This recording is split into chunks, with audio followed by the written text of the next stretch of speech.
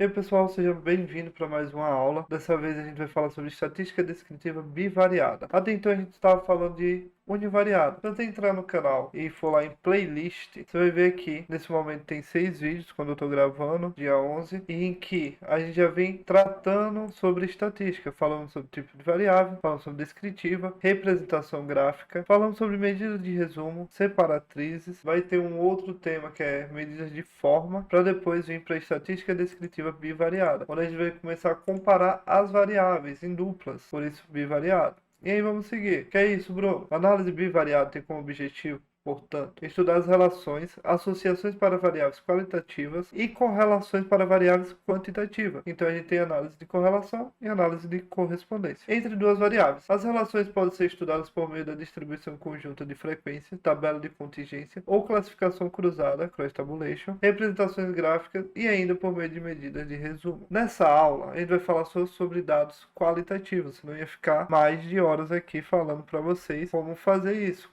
para quantitativo e qualitativo.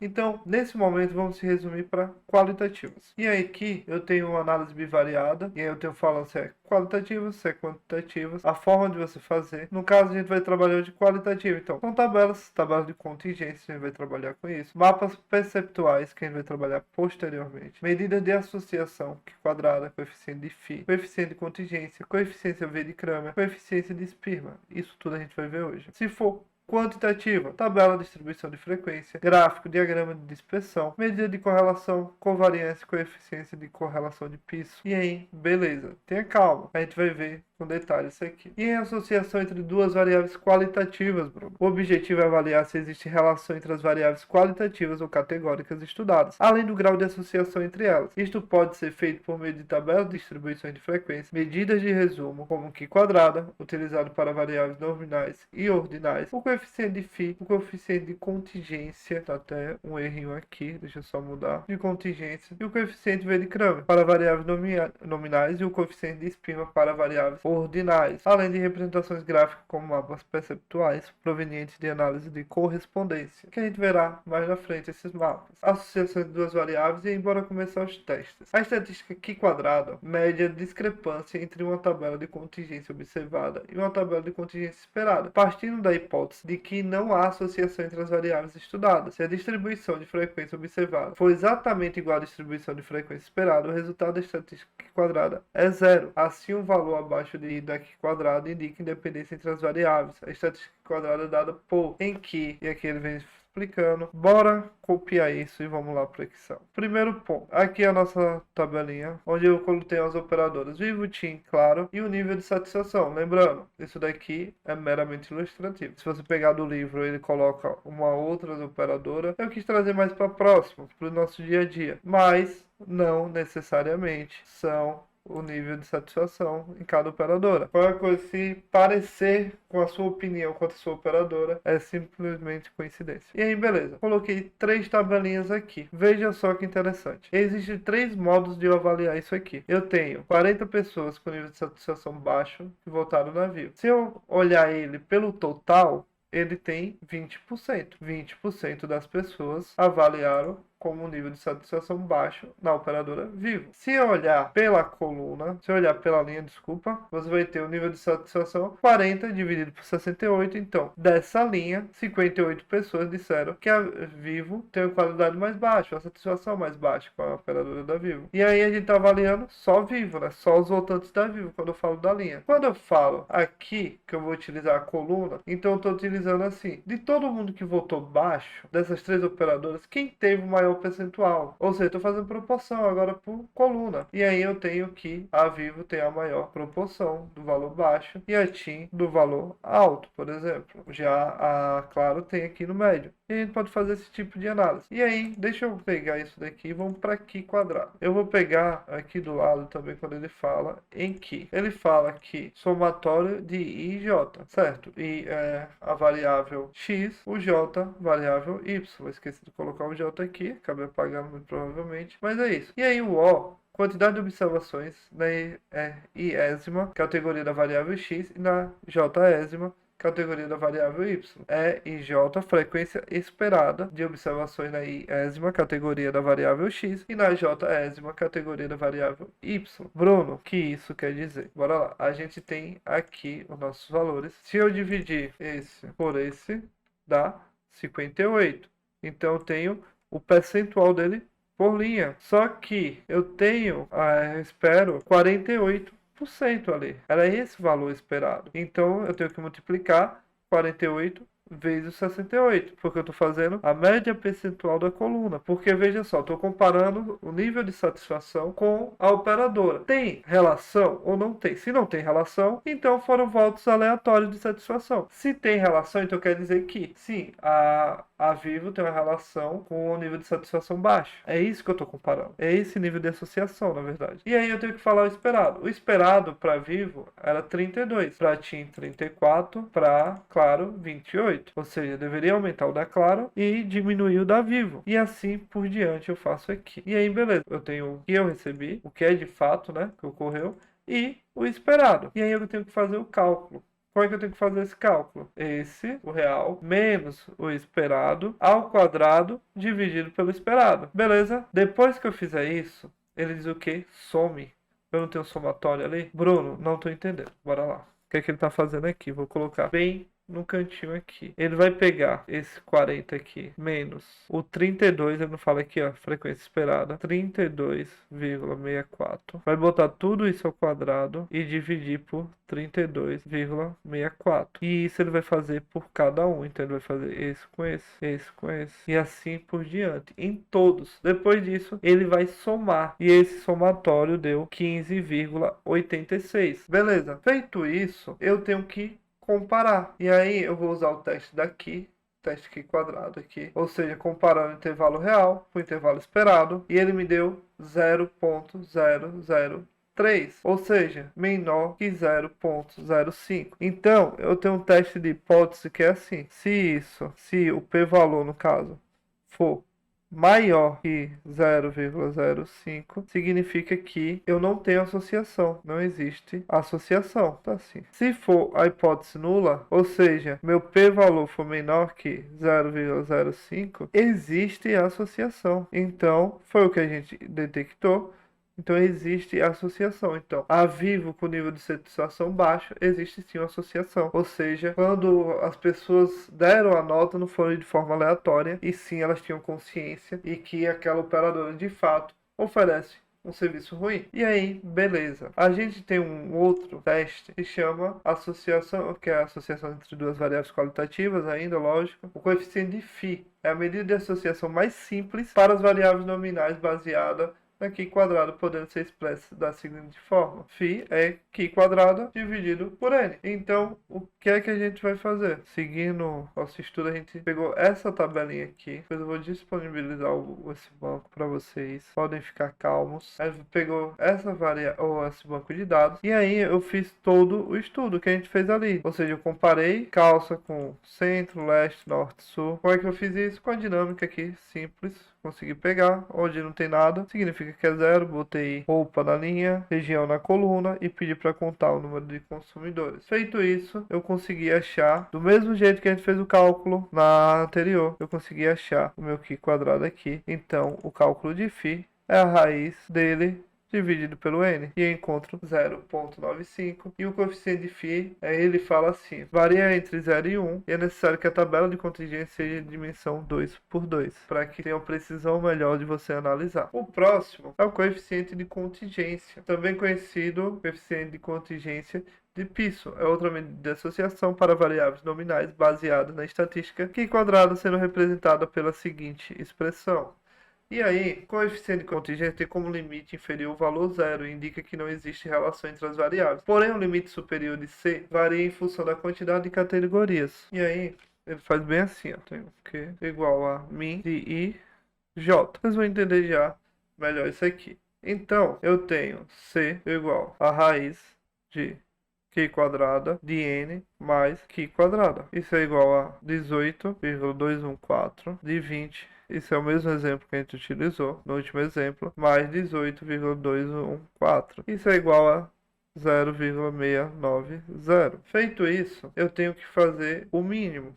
Então, eu tenho aqui, ó. Podemos voltar lá no Excel, ó, só para vocês enxergarem isso. Eu tenho 4 por 4. Então, o mínimo é 4, lógico. Bora voltar lá. Então, se eu tenho aqui 4, o mínimo igual a 4. Estou falando das variáveis. Beleza.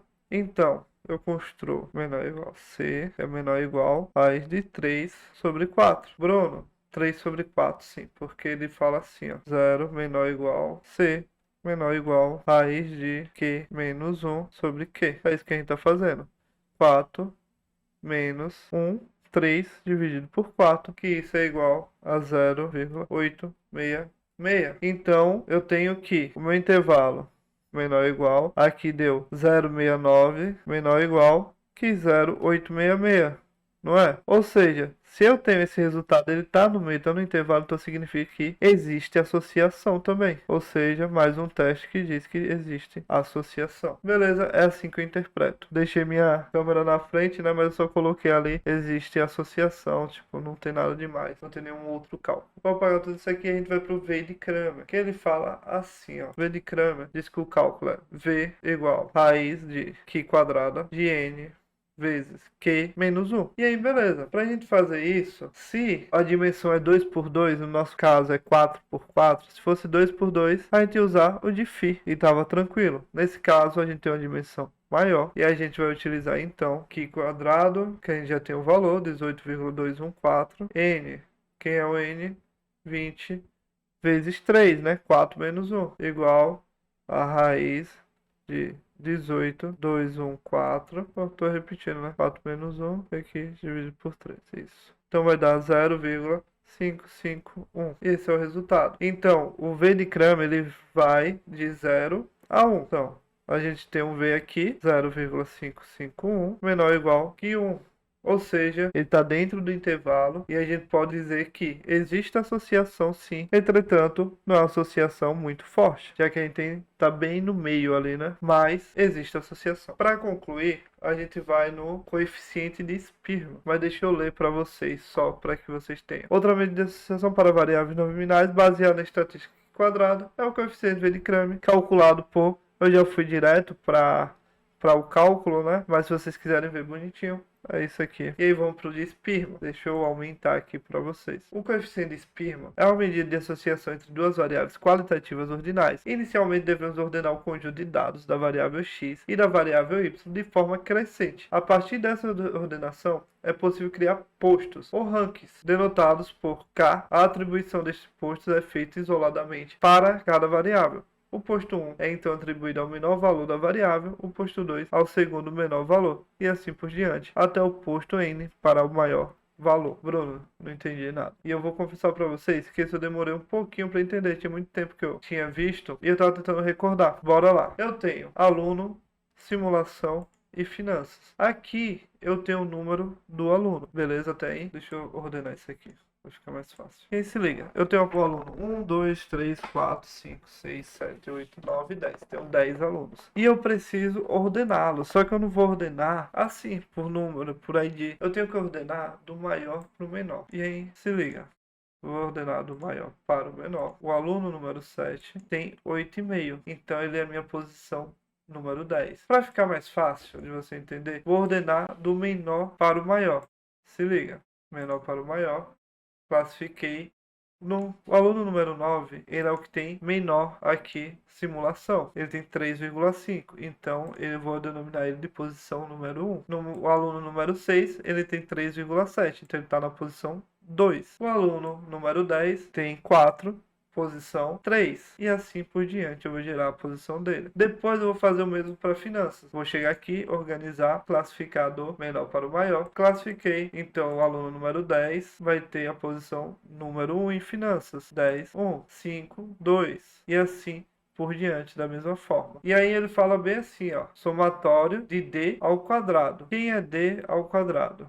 Primeiro DK vai ser simulação menos finanças. É diminuindo as posições. Então vai ser um menos o outro. Então vou pegar simulação menos finanças, vou achar DK. Depois ele fala assim, eu quero isso ao quadrado. Então eu coloco ele ao quadrado. Feito ao quadrado, ele fala o quê? Vezes 6, isso aí, não é? Somei tudo isso, primeiro, que ele fala somatório, você soma, depois multiplica por 6. Multipliquei por 6, 240. Bruno, não tô entendendo. A gente gerou as posições, não gerou? Então agora eu vou pegar o somatório. Aqui, ó. 6 vezes o somatório. Vou pegar aluno 1, 5 menos 6 ao quadrado. Mais 1, 2, 3. Até quem? O aluno 10, 3 menos 1 ao quadrado. Vou fazer tudo isso somatório, que vai dar esse resultado aqui, vai ser 40, e vou multiplicar por 6. Então vai ser 6 vezes 40, dividido por n. Quem é n? Ó, bora lá. 10. 10. Eu não tenho 10 alunos? 10 vezes 10 ao quadrado, menos 1. Então, eu tenho 10 vezes 10, menos 1, vezes 10. Então, o que é que eu tenho aqui? 99 vezes 10, beleza? 10 vezes 10, 100. Menos 1, 99. Vezes 10, 990. Até aí, tudo tranquilo. Então, eu tenho 240 dividido por 990, beleza? Só que eu tenho 1. Ele não tem aqui, ó. 1 menos. Então, eu tenho 1 menos 240 dividido por 990. E isso vai dar 0,75, 758. Então, o que é que diz o coeficiente de Spearman? Ele vai variar de menos 1 a mais 1. Quando está nos extremos, assim como a correlação é o perfeito. E aí a gente tem a positiva e a negativa. Nesse caso, ele tem uma relação alta, positiva, relação associação, desculpa. Ele está aqui e ele diz, ó, ele tem uma relação de 0,75 positiva, ou seja, alta. E aí a gente conclui tudo que a gente tinha para fazer de associação entre variáveis qualitativas aqui. Vou voltar lá no slide. Então a gente viu a estatística quadrada, falamos do π, da contingência, falamos do V de Kramer e falamos da associação do coeficiente de Spearman. É bem legal você ficar principalmente com esse na mente, que a gente vai falar lá na frente, quando for falar de tabela de contingência, que ele comenta aqui, que é uma das possibilidades. Assim como tem análise de correlação, quando tem variáveis quantitativas, a gente faz análise de correspondência para variáveis qualitativas e eu vou te mostrar. Bruno, gostei da aula, legal, mas eu quero aprender mais sobre isso e quero aprender mais sobre Power BI. Não posso deixar de te entregar essa oportunidade aqui. E eu te entrego duas possibilidades. Você pode ficar na lista de espera da mentoria Power BI, que já está acontecendo, a gente vai abrir novas vagas logo mais. Então você pode clicar, você pode apontar só lá QR Code e entrar na lista de espera. E aí você consegue, na próxima turma eu vou te avisar para você participar da mentoria. O que é legal da mentoria? Você vai ter um contato próximo, você vai ter um network com a galera que estiver participando. E aí a gente pode tirar todas as suas dúvidas. São aulas semanais, são 2 horas de aula, então fica ali até tirar todas as suas dúvidas e ainda fico disponível caso você necessite. Bruno, ó, tô com dúvida disso aqui no trabalho, tô precisando. E eu vou tentar te auxiliar da melhor forma possível. Não é isso que eu quero nesse momento. Eu queria um curso online. Pode acessar do outro lado, comunidade XY deles sites. Tem curso de Power BI gratuito. Você só não aprende Power BI hoje se você não quiser. Tem curso falando sobre estatística, vai ter curso falando sobre business inteligência. Então, vai ter curso para você aprender de verdade, não ser apertador de botão. Eu tô sempre abrindo caixinha de pergunta também no Instagram, Bruno Melo DS. Sinta-se à vontade para me seguir lá também. Sinta-se à vontade, estou à sua disposição e até o próximo vídeo.